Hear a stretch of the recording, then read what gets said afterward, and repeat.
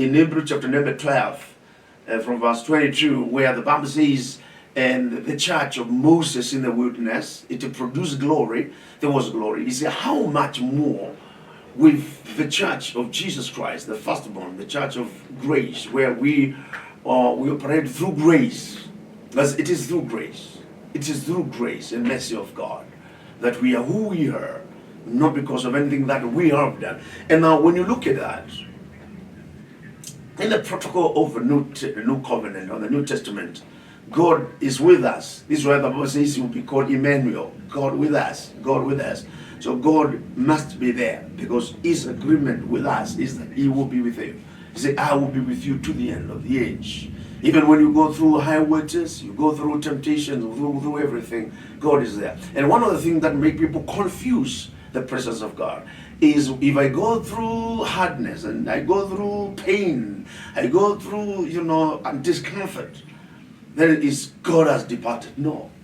Because Jesus himself said, men are the troubles of a righteous man, but God delivers him from all of them. So I challenge somebody watching me, and I encourage you at the same time, that no matter what you're going through, doesn't mean that God has departed and gone back to heaven.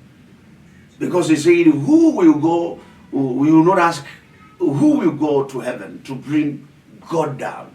Because God will be in you, will be in your reach, will be in your mouth. God will be with you where you are. And I'm saying where you are, God is there. What you need to do is to position yourself. Because this issue of laws and principles is what makes God appear, is what makes us access God. God can be present, but if you're not using the rules, you're not using the laws and the principles that govern the spirit world, you may not experience God. Even you can go out to a place. You can go even to a place where the presence of God is.